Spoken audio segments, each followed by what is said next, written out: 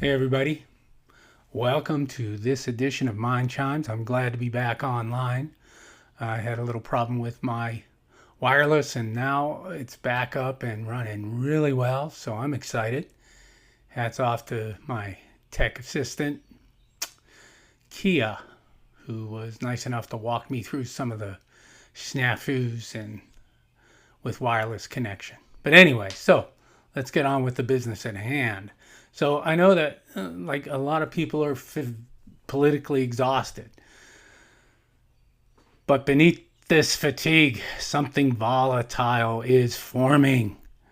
Um, I think that we're in the middle of arguing what happened when in fact we need to pay attention because we're ready to fall into a constitutional crisis where Donny Boy ends up taking another term, literally taking another term. So pay attention. And remember, history, it's not like it collapses all at once. You can hear the boards creaking. You can hear the ground shifting. Unfortunately, sometimes we just don't know. But anyway, some of the more progressive people in the Democratic Party are really upset with this so-called autopsy, which kind of is going to get the head of the DNC relieved of his position. Alexandria Ocasio-Cortez and Ro Khanna, they're really upset over the Democratic Party's 2024 autopsy, so-called autopsy, as if we needed to know the details. But yeah, the mismanagement was, just insane through the whole campaign. And now, the autopsy fails to mention, anything about Gaza, about what was going on in Israel and what was going on in Gaza. So, all the young voters, at the time were highly aware, and the progressive voters were really aware of the genocide that is taking place in Palestine, and that is at one point was an area in the Middle East, and a large area, in fact, in case you want to look back pre-Balfour history books. I think the Dems probably mistook like the donor comfort for voter enthusiasm. I mean, they were making the money, they were pulling the money in. Everybody seemed to think, again, that money would buy the election. But the progressives and the young people in particular wanted more. And they wanted answers for Gaza. They wanted answers for America's involvement with Israel and the bombing of Israel and the bombing of Gaza. So, those are the little things that would have been in the autopsy but weren't. So, it's becoming more and more like it's not a left-right split. It's a top-to-bottom split. And I don't know if the Dems actually can recognize this. It's crazy. I mean, it's like they're trying to run a fire department while pretending the smoke alarm is divisive. You just can't, you have to pay attention to what's going on in the population. You can't be putting donors first. And this is why you see so many old folks in the Democratic Party hanging on for dear life, because actually they've sold out so many times that they have the pocket for, they have the pockets of, massive donations from these corporations and these donors who play both sides of the fence. They're not silly. I mean, God forbid they don't hedge their bets in an election. And all of these things were missing in the autopsy. So the DNC again is doing what a for-profit corporation would do, which is namby-pamby. I can't stick my neck out, so this is what happens. So let's maybe change leadership with the DNC. That might be a good thing. So next up, I would tell you that the courts are becoming the last line of defense. Federal courts are blocking major Trump administration policies, asylum restrictions, deportation practices, and tariff powers. All of these things have been blocked, which is pretty great. It seems to be acting as a final stop or a break on executive powers. And the conservatives and the MAGA, they like their activist courts. They hated them when they weren't, dominated by these Christian sovereigns. But now that the Supreme Court is loaded with Christian sovereigns, it's okay for them to be activists. Just ask MAGA. When you can see that when Trump's executive orders are put before legitimate legal processes, they collapse. They're not real, and they serve him well to taco his way through just about everything. But the only thing that's it looks like the only thing that's holding the Constitution together right now is the rule of law in the lower federal courts, and it seems now it's behaving almost like some kind of emergency scaffolding before it collapses. I don't know. Let's talk a little bit about ICE, because you can't go an episode without ICE. And, they're using the machinery of fear, and I would like to highly recommend The Winds of Barley as a film to see, because it really hits home if you watch it, because it's basically ICE, and it's set in Ireland in the 1920s. And it was, from my point of view, I thought it was censored, because it did win at Cannes film, great cinematography, and it's called The Winds of Barley. See it. I think it's available on Acorn, and probably you can find it anywhere out there on your whatever platform. But it's definitely all about ICE in Ireland in the 1930s. But so what's going on now if you look around, especially if you go to these hardware stores, and it's really kind of sad. If you go to Lowe's or Best Buy, mostly not Best Buy, but mostly Home Depot. Home Depot now has cameras, surveillance cameras, and all of this data, they're using facial recognition, and they're sending it off to ICE. And ICE is, basically violating these people's civil liberties. And, if you really want to find Hispanic people doing work, the best place to find them is at Home Depot buying material, or Lowe's buying material. So, this is really a violation of civil liberties. And we just can't let this happen. I mean, Big Brother is out there in full force now, and nobody's doing anything about it, which is okay. And it's, it's like capitalism merging with immigration enforcement, and it's just not the best thing, because ultimately, not only will immigrants be rounded up at Home Depot, your products will be priced based on your face individually. So you won't know the price, and all you do is walk in and they say, well, that guy's worth $2.5 million, so we could charge him more. And this person, so it's all based on facial recognition, your wallet. Sounds conspiratorial, but I wouldn't put anything past the capitalist immigration enforcement system. And what's really crazy is these tech companies are now like running politics. You got to face facts. And, there's an overlap between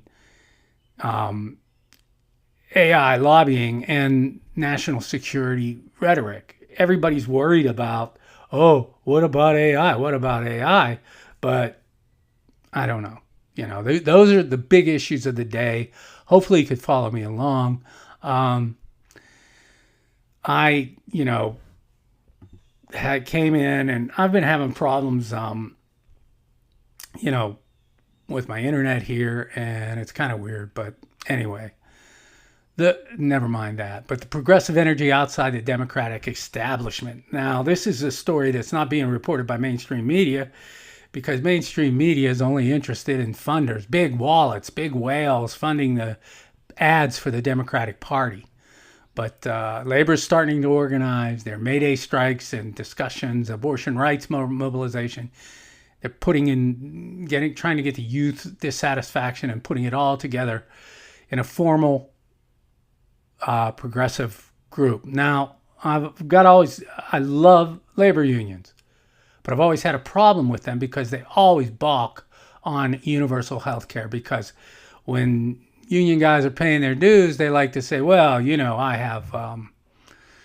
I have really good health care. And the unions know that in exchange for those dues, they can negotiate really good health care. But what about everybody else? And that's the big bone I have to pick with unions. Just because you have great health care, no one else does. So why don't you just kind of, step up, push for universal health care for young people, push for removing college debt for young people, and become more of a collective union for the people. I know the Teamsters, I know the United Steelworkers, I know SEIU. Great for their groups. That's 10% of the population. Bad news. It's not enough to get them elected. So they've got to go out and they've got to take this May Day program, I believe it's 2028, they're calling it, and they've really got to open up their doors. And like I say, I've got my US Open here for the unions. You can open things up. Open. Be open. Don't close your shop. So, the progressive energy is really alive and it's moving fast. And this is all on senior man Bernie Sanders, who's been carrying the torch his whole entire life. And what's not to like about Bernie? Jesus, what a man, what a person, what a hero to the people. Hopefully, the future of American left may not arrive wearing a donkey pin. It might show up as a third party, and as much as that would be a disaster for everyone involved, it can't get worse. It cannot get any worse right now than it is. I mean, we will end up throwing the baby out with the bathwater, and that's probably okay because what do we have to lose? It's not much. So let's do some talk here real quick about the mood of the country. One of the things, there's a major heat wave going on across Europe. I don't know if you guys follow anything outside of the United States media, but you're not allowed to, so it's understandable. You're not allowed to know, even in map form. You're not allowed to see where there are other countries outside the U.S. When you watch the mainstream media, they rarely show a globe. They'll show a map and a section of the map, and you can't really get a perspective on where Europe is in relationship to Africa, in relationship to China. They don't start with wide views. They kind of channel your thoughts like, well, I know what Great Britain looks like. I know what Italy looks like. But you don't get a perspective on how these countries actually line up. And this heat wave in Europe is just catastrophic. They're breaking records one after another. So, climate change and the anxiety around climate change is rising. And the other big thing that's going on real quick is AI. The money with AI is flooding the elections. And if you look into the independents and you look into most voters, not just the swing voters, most voters now are at a complete distrust of both parties. And that's because the price of gasoline, economic security, it's replacing ideology right now. People, regardless of the side that you're on, when you're paying, $6, $7 for a gallon of gas, and you're taking payday loans to get food, your politics kind of go by the wayside, and you get kicked into survival mode, which is not like the best thing. And yeah, they're no longer, people are turning in their citizenship cards and trading them for survivor cards. And it's Game of Thrones. It's one of those kind of things. It's all just bullshit for the worker and for the average American. It's all being stolen now, and much to the glee of mainstream American media. Now, I'm just going to, wrap up here with this. It's encouraging to hear listeners just resist the numbness. A lot of people I talk to, they're numb, but they are resisting. And, it basically comes down to, is the Democratic Party reformable, or merely will it have to be replaced? And I'm hoping that it's reformable. I attended the Democratic National Convention in 2016, and Bernie had made giant inroads, and they put his delegates behind the stage. You couldn't even see them. It was really terrible. And I also attended the Republican National Convention that year, also as a member of the journalism.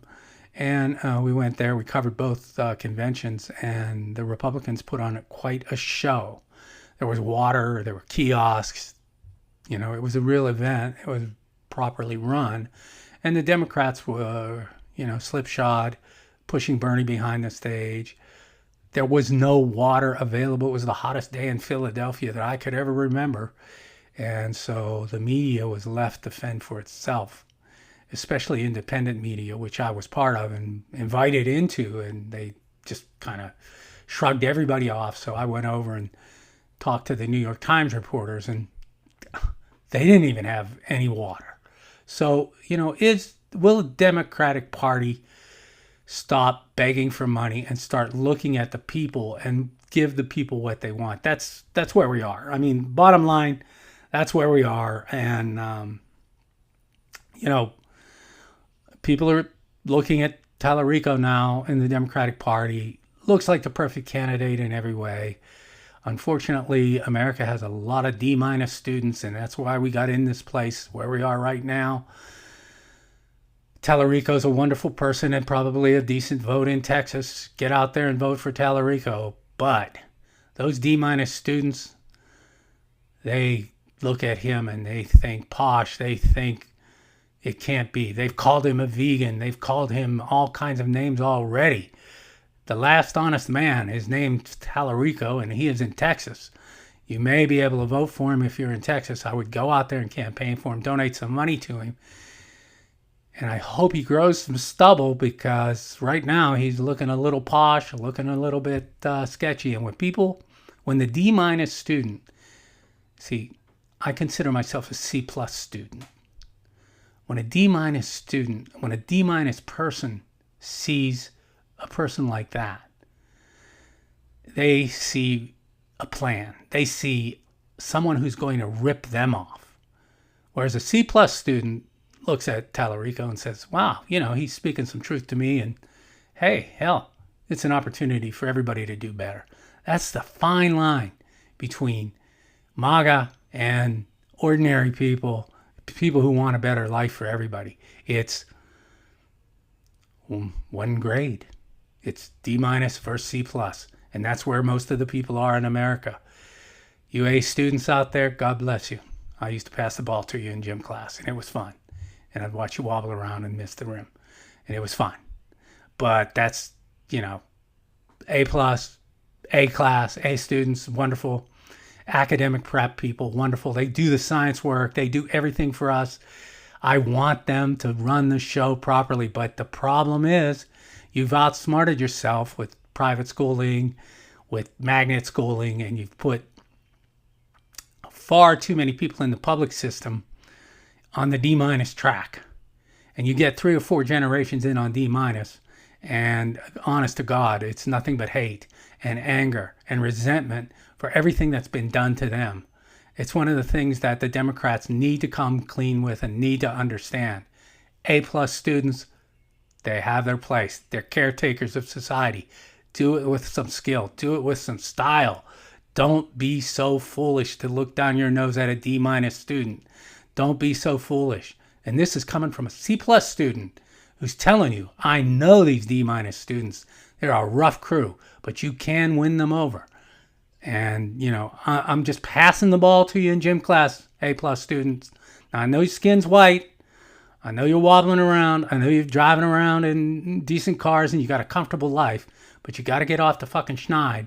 And you've really, really, really got to go look at these D minus students and frame your arguments in the right way. Don't let the MAGA and don't let the D minus student frame you. You frame the D minus student. You put your hand out. You put your hand down. You lift them up and you tell them that they're, have issues. You don't name call. You explain to them in the simplest ways. Did you see? I remember President Obama said Bibles and guns. This is not the rhetoric you want around a D minus student. And, you can't call them despicable. They're there, and we've made them for 3 and 4 generations now. It's parents who know nothing about parenting. If you're a teacher out there, what I want you to do, if you're teaching a class, I know you're in a classroom, I know you're overwhelmed, but one of the things you have to do, and do it for me, and do it for yourself. I want you to get involved, not just with the students, but I want you to reach out to the parents, because the parents are in trouble. These D minus students, the kids that aren't behaving in your class, the kids that are disrupting your class, if you're writing them off, you're making a big mistake for the future of the A minus students. The honor students are going to get flushed with the whole system. That's what happens. Too many D minus students. So I want you to go out there and I want you to go through the students to get to the parents. Offer a helping hand. Help them with their homework. Help the parents help with the homework. After 4 generations, we've got a ton of illiteracy in this country. We've got a ton of ignorance in this country. And the only way we're going to save this country is by saving those people and getting them on board. Can't be ignored anymore. I mean, we see what's happening in Maine. They've got an oyster fisherman who's speaking plain English. Whether he turns out to be a Fetterman or not, who knows? But, we're just hoping that the educators in this country can step in at all levels and really help the D minus student and pull the young people back in the game, get them off their phones and get them back into civics, get them back into their responsibility as citizens. But who knows if it's at all possible. So that's my politics for today. Hope you found it interesting. Hope you found my ideas palatable. See the movie I mentioned? Also, as far as my cancer update, feeling good, losing maybe 200 hairs a day versus 100 hairs a day, but I have a ton of hair to lose, so not so worried just yet. But we're going to be going into our 4th chemo next Wednesday, this coming Wednesday. I'm going golfing tomorrow. I feel great. I finished the deck. I stained the deck yesterday. I mean, physically I'm fine. Doing a lot of body monitoring, paying attention to what I'm doing, eating and everything. So hopefully, I can get through this. I'm feeling pretty good. But anyway, that's it for me. I'm out. Please like and share this podcast, vlog, and wherever you get your information on this. I try to get it out on all the platforms. So if you like and share, you can subscribe. It's usually free to subscribe, and that's always counts. But also, too, you can, on my Substack, buy me a cup of coffee and to keep it going for you. Some of this stuff I will make private. But anyway, there you have it. That's my update for, what's the date? May 27th. Thanks for joining me. I'm out. Hey, let's do it. Yeah, I almost forgot. Let's go.